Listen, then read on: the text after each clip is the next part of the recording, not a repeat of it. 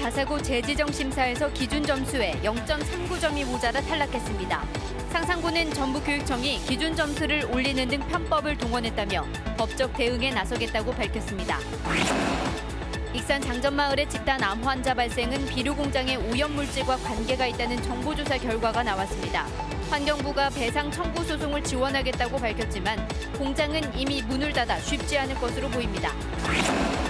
양정철 민주연구원장이 전북을 찾았습니다.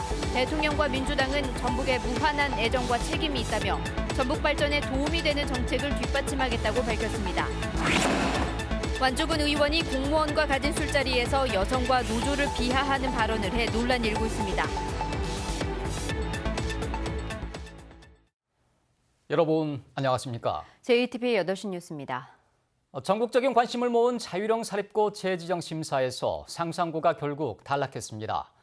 79.61점으로 재지정 기준 점수 80점에서 0.39점이 미달됐습니다. 교육부 장관이 자사고 지정 취소에 동의하면 상산고는 내년부터 일반고로 전환됩니다. 조창현 기자의 보도입니다. 전북교육청이 상산고에 대한 자유령 사립고 재지정 심사 결과를 발표했습니다. 결과는 79.61점, 재지정 기준 점수 80점에 0.39점이 모자라 점수 미달로 탈락했습니다. 전북 지역 자사고인 상산고는 운영 성과 평가 결과 79.61점을 얻어 지정 취소 기준점 미만으로 자사고 지정 취소 절차를 진행할 계획입니다. 상산고는 31개 평가 지표 가운데 15개 항목에서 만점을 받았습니다.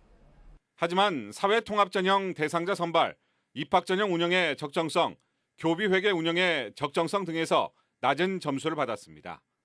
또 감사 등 지정 및 규정 위반 사례에서 감점을 받아 기준 점수를 충족하지 못했습니다. 평가 결과를 분석해 본 바에 의하면 정량평가 부분에서 다수의 감점이 있었지 정성평가 부분에서는 상당히 좋은 점수를 얻은 것으로 저희들이 분석을 하고 있기 때문에 미리 탈락시키기 위해서 계획을 세우고 추진을 한 바는 없다고 말씀드릴 수 있습니다. 이제 상산고의 운명은 교육부 손에 달려 있습니다. 전북교육청은 청문 절차를 거쳐 다음 달 교육부 장관에게 자사고 지정 취소를 요청할 예정입니다. 교육부 장관이 동의할 경우 상산고는 내년부터 일반고로 전환됩니다. 교육부는 자사고 폐지가 문재인 정부의 대표적인 교육 공약이긴 하지만 전북교육청만 기준 점수가 높고 평가 결과도 80점에 육박해 재지정과 취소를 놓고 결론을 내리기가 쉽지 않을 것으로 보입니다. JTBC 뉴스 조창현입니다. 자사고 취소 결정이 나오자 예상대로 상산고 측은 강하게 반발하고 있습니다. 평가 결과를 거부하고 맞서 싸우겠다는 입장을 밝혔습니다. 학부모들도 전북교육의 미래는 죽었다며 독재 교육 행정을 중단하라고 촉구했습니다. 계속해서 하원호 기자가 보도합니다. 자사고 취소 결정을 예상이라도 한 듯 상산고 측은 평가 결과 발표가 끝나자마자 입장을 밝혔습니다. 전북교육청이 자사고 폐지라는 결론을 이미 내려놓고 여러 수단과 편법을 동원했다고 주장했습니다. 상산고 측이 가장 크게 문제를 삼은 것은 형평성입니다. 다른 시도교육청은 교육부가 권고한 기준 점수 70점을 따르고 있는데 전북교육청만 유독 80점으로 높여 평가를 실시했다는 것입니다. 전북 소재 자사고인 상산고는 79.61을 받았는데도 그 지위를 박탈하는 절차를 받겠다는 뜻입니다. 이것이 과연 김성한 교육감식 형평성이요 공정성이라면 우리는 그 부당성을 만천하에 묻지 않을 수 없습니다. 또 자립형 사립고에서 전환한 상산고에는 사회통합전형 대상자 의무 선발 조항을 적용할 수 없는데 교육청이 10% 선발 비율을 자의적으로 설정한 점도 지적했습니다. 상산고는 청문과 교육부 장관 동의 절차에서 전북교육청에 독단적이고 부당한 평가 결과를 부각하는 데 집중하기로 했습니다. 상산고 학부모들은 전북교육은 죽었다라는 의미로 검은색 옷을 입고 집회를 열었습니다. 이들은 공정하지 못한 평가에 분노한다며 교육감의 독재 교육 행정을 중단하라고 촉구했습니다. 전북에 있다는 이유 하나만으로 10점을 더 맞아야 재지정이 된다는 거는 정말 이건 유치원생도 억울할 일이에요. 정말 어떠한 말로 표현할 수가 없어요. 이 억울함은요. 상산고 측은 교육부 장관이 자사고 지정 취소에 동의할 경우 곧바로 행정소송과 가처분 신청 등 모든 법적 구제 수단을 강구하겠다고 밝혔습니다. JTB 뉴스 하원호입니다. 주요 정당들이 상산고의 자사고 재지정 취소 결정에 잇따라 반발하고 있습니다. 바른미래당 정운천 의원은 김승환 교육감이 소통 자체를 거부하고 자신만의 아집에 사로잡혀 있다며 강력히 비난하고 자사고 재지정에 최종 동의권을 갖고 있는 교육부를 상대로 담판을 지을 것이라고 밝혔습니다. 평화당도 수석 대변인 명의의 논평을 통해 자사고가 과열 경쟁 등 일부 문제가 있지만 지역인재 육성과 지역 격차 완화에 긍정적인 역할이 있는 것도 사실이라며 취소 결정을 진지하게 재고해야 한다고 주장했습니다. 네, 이번엔 익산 장전마을의 역학 조사 결과 소식 전해드리겠습니다. 지난 20년 동안 무려 22명의 암 환자가 발생한 익산 장전마을에 대해 1년 6개월에 걸쳐 실시한 정부의 조사 결과가 나왔습니다. 예상했던 대로 집단 암 환자 발병은 마을 인근 비료 공장에서 나온 오염물질과 관련이 있다는 결론이 나왔습니다. 송창용 기자의 보도입니다. 공기 좋고 물 좋던 농촌 마을. 하지만 2000년대 들어 주민 90여 명 가운데 22명이 암에 걸렸고 이 가운데 14명이 숨졌습니다. 주민들은 2001년 마을 옆에 들어선 비료 공장을 의심하며 수년 동안 항의를 이어왔습니다. 주민 청원으로 환경부가 환경안전건강연구소에 의뢰해 1년 6개월 동안 조사한 결과 집단 암 환자 발병은 비료 공장의 오염물질과 관계 있는 것으로 나타났습니다. 공장에서 퇴비로 사용해야 할 담뱃잎 찌꺼기, 연초박을 불법으로 유기질 비료로 만들었고 이 과정에서 1급 발암물질인 TSNA가 발생해 주민 건강에 큰 영향을 줬다는 겁니다. 실제로 비료 공장에서는 2009년부터 2015년까지 7년 동안 무려 2,200여 톤의 연초박을 들여왔고 이번 조사에서 공장 내부와 마을에서는 TSNA가 검출됐습니다. 제대로 처리되지 않고 작업장 내부뿐만 아니라 대기적으로 배출돼서 공장 근로자와 공장 인근 장전마을 주민 암 발생에 영향을 준 것으로 보여지고 있습니다. 이 밖에 공장에서 나온 오염물질인 다환 방향족 탄화수소 PAHS와 중금속 등도 암 발생에 영향을 미쳤다고 분석했습니다. 환경부는 이번 조사 결과를 바탕으로 주민의 배상 청구 소송과 구제를 지원하겠다고 밝혔습니다. 인지대라든가 서류 검토 같은 건 다 지원해드리고 그리고 이제 경제적으로 어려우신 분들한테는 변호사 비용이랑 소송 비용까지 전액 다 지원해드립니다. 하지만 원인 제공자인 비료 공장이 이미 2017년 11월에 문을 닫아서 현실적으로 공장의 책임을 묻고 주민이 보상을 받기는 어려울 것으로 보입니다. JTB 뉴스 송창용입니다. 오늘 환경부가 내놓은 역학 조사에 대해 주민들은 조사가 부실했다며 강하게 반발하고 있습니다. 또 주민들이 집단 암으로 고통을 받는 데는 익산시의 책임이 컸다며 공익감사를 통해 책임을 묻기로 했습니다. 이 소식은 김진영 기자가 전합니다. 환경부는 잠정마을의 집단 암 원인으로 연초박에서 나온 1급 발암물질인 TSNA가 대기 중으로 배출돼 주민들에게 영향을 미친 것으로 보인다고 밝혔습니다. 주민들은 그러나 환경부가 비료 공장과의 연관성을 분명히 밝히지 않은 채 에둘러 표현해 앞으로 있을 비료 업체와 소송에서 불리하게 작용할 수 있다며 우려를 나타냅니다. 환경부에서는 인과관계가 있다 결정을 내려줘야 그나마 보수적인 이 법원에서 주민들이 보호받을 수 있는 거 아닙니까? 또 수질과 토양 조사에서는 집단 암 발생의 관련성을 확인하지 못한 한계를 보였다는 지적입니다. 생활용수로 계속 쓰고 있었고 그다음에 거기에서 토양에서 오염된 토양에서 먹거리를 생산해서 먹고 있었고 그래서 그 부분은 물론 관광이나 이런 문제 때문에 잡지 못했지만 그 부분이 더 큽니다. 환경부는 공장이 폐쇄된 지 1년 만에 역학 조사를 실시하다 보니 반감기 때문에 오염물질이 사라져 확인 못한 부분이 있었다며 한계를 인정했습니다.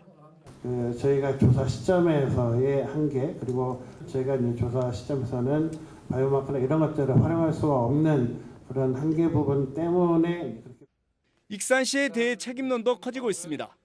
비료 공장이 발암물질인 연초박을 불법적으로 가공해 유기질 비료를 만들었는데도 익산시는 관리 감독을 소홀히 한 책임이 크다며 공익 감사를 청구한 상태입니다. 그동안 연초박만 제대로 관리 감독했었다면 주민들의 집단암을 최소화할 수 있는 그런 상황이 됐을 거라 생각을 하고 있습니다.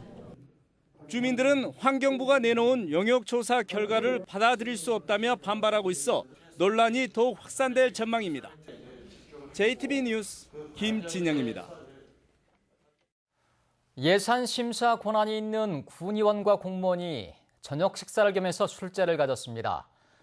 추경을 앞두고 마련한 자리라서 적절치 않았다는 지적과 함께 이 자리에서 나온 군의원의 언행이 더 큰 논란을 낳고 있습니다. 오정현 기자가 보도합니다. 지난 5일 저녁 완주군 의회 자치행정위원장 유모 의원과 완주군 행정복지국 직원들이 만났습니다. 추경을 앞두고 예산심사 열쇠를 쥔 상임위원장과 공무원이 식사 겸 술자리를 꾸린 것도 문제가 될 법한데 이 자리에서 나온 유 의원의 발언이 더 큰 논란이 되고 있습니다. 직원들 사이엔 완주군 공무원노조 위원장 아내인 A팀장도 있었는데 유 의원이 A씨에게 여성과 노조를 동시에 비하하는 발언을 했다는 겁니다. 유 의원은 그렇게 발언한 적은 없고 와전됐다고 말합니다. 공연배라 그렇게 지냈다가 그 자리에서 그때 처음 알았어요. 그 당사자 친구 와이프인지를 친한 뜻을 그렇게 표현한 거죠. 야 노조 하면 그 꼴통이지. 야, 그런 뉘앙스를 했던 것이 이제 그쪽에서 받아들일 때는 그렇게. 문제가 되자 유 의원은 A팀장과 남편인 노조 위원장을 찾아 사과했습니다. 완주군 의회는 유 의원의 사과가 받아들여진 만큼 의회 차원의 징계는 논의하지 않고 있다고 밝혔습니다. JTB 뉴스 오정현입니다. 허태웅 한국농수산대학 총장이 본교 축소에 부정적인 입장을 보였습니다. 허 총장은 경상북도의 분교 설치 움직임에 반대하며 한농대에서 1인 시위를 한 김중혜 의원에게 전북 혁신도시의 본교를 줄이거나 축소하는 것은 바람직하지 않다고 말했습니다. 하지만 대학 관계자는 이 같은 발언에 대해서 대학 정원이 늘어날 경우 분교를 설치하는 건 그때 가서 따로 판단해야 된다고 밝혀 논란이 이어질 것으로 보입니다. CJ 대한통운노사가 오늘 택배 부분 파업을 중단하고 배송을 정상화하기로 합의했습니다. 민주노총 전북지부 CJ 택배노조는 어젯밤 교섭을 통해 대리점이 기사들에게 수수료 내역을 공개하고 배송 수수료를 10에서 15%로 하는 정률제를 도입하기로 합의해 오늘 오전부터 정상 배송에 들어갔다고 밝혔습니다. CJ 택배노조는 지난 15일부터 CJ와 대리점 측에 수수료 공개와 인하를 요구하며 닷새 동안 부분 파업을 벌여왔습니다. 문재인 대통령의 복심으로 꼽히는 양정철 민주연구원장이 전북을 찾았습니다. 전북연구원과 지역 정책을 개발해 민주당과 지방정부를 뒷받침하겠다는 건데요. 시도 연구원을 활용해 총선 공약을 개발하려는 게 아니냐는 야당의 주장에 대해서는 정쟁이 아닌 정책으로 협력하자고 응수했습니다. 이승환 기자의 보도입니다. 민주당의 싱크탱크인 민주연구원의 양정철 원장은 대통령과 민주당이 전라북도에 대해 무한한 애정과 책임이 있다고 말했습니다. 이를 위해 전북연구원과 함께 전북에 필요한 정책과 비전을 개발하기 위해 힘쓰겠다고 밝혔습니다. 좋은 그런 정책들이 저희 당이나 입법이나 예산에 반영될 수 있도록 신부름꾼 역할을 지금 자임을 하고 있는 거고요. 그런 면에서 전북연구원하고 노력을 해서 좋은 성과 낼 수 있도록. 송하진 도지사는 정책이 실현되는 절차의 단축과 재정 분권 등의 필요성을 언급했습니다. 제일 중요한 예타부터 시작해서 굉장히 많은 절차들을 좀 수월하게 가는 게 지방이 원하는 거라고 저는 봐요. 양정철 원장은 지역 연구원을 활용해서 총선 정책을 개발하려는 게 아니냐는 야당의 주장에 대해서는 지역 발전에 관해 여야가 따로일 수 없다고 잘라 말했습니다. 이 지역 발전을 위한 그 과정에 있어서 정쟁으로 대립하지 말고 정책으로 협력을 하자 이런 호소를 좀 드리고 싶어요. 균형 발전이 지역의 기대치에는 미치지 못한다는 질문에는 아직 꽃을 다 피우지 못했다고 말했습니다. 다만 정부의 중요한 국정과제인 만큼 적당한 시기에 당정청이 협의해서 좋은 방안을 낼 수 있을 거라고 덧붙였습니다. JTB 뉴스 이승환입니다. 내일부터 산업위기 대응 특별지역인 군산에서 자동차나 조선 산업을 하기 위해 부동산을 취득하면 취득세가 85% 감면됩니다. 이는 취득세 감면을 규정한 조례 개정안의 시행에 따른 것입니다. 전라북도는 취득세 감면으로 기업 유치가 활성화되고 고용 창출이 늘 것으로 기대했습니다. 전북에서 야생 진드기 감염병 환자가 늘고 있어 주의가 필요합니다. 전라북도에 따르면 야생 진드기에 물려 발병하는 중증 열성혈소판 감소증후군 환자는 지난 2016년 3명, 2017년 10명, 지난해 13명으로 계속 늘고 있고 올 들어서도 5명이 발생했습니다. 전라북도는 야외 활동을 할 때 진드기에 물리지 않도록 긴 옷을 입고 진드기에 물린 뒤 고열과 구토 등의 증상이 나타나면 병원을 방문할 것을 당부했습니다. 2019 전북 혁신도시 활성화 대토론회가 오늘 국민연금공단에서 열렸습니다. 이번 토론회에서 조훈 카이스트 금융대학원 교수는 전북 혁신도시가 자산운용 중심의 금융중심지가 되기 위해선 자산운용사가 입주할 수 있는 사무 공간과 인센티브, 정주 여건 개선이 필요하다고 말했습니다. 이어 김상철 국립농업과학원 스마트팜 개발 과장은 전북 혁신도시의 농생명 연구기관과 새만금 농생명용지 등을 연계해 아시아 스마트 농생명밸리를 구축해야 한다고 주장했습니다. 대외경제정책연구원과 러시아 과학 아카데미 극동지부 연구원이 전주에서 공동으로 세미나를 열고 전라북도와 러시아 극동지역의 협력 방안을 모색했습니다. 참석자들은 이 자리에서 전라북도와 러시아 극동지역이 교통과 교육, IT 등 다양한 분야에서 발전 계획을 공유하고 실질적인 협력 프로젝트로 이어질 수 있도록 노력하자고 밝혔습니다.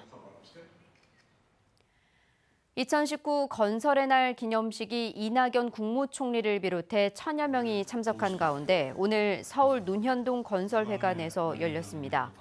이 자리에서 대한전문건설협회 전북도회 김태경 회장이 새만금 사업의 지역업체 참여 비율 확대 등 지역 건설산업 활성화에 힘쓴 공로를 인정받아 철탑 산업 훈장을 받았습니다.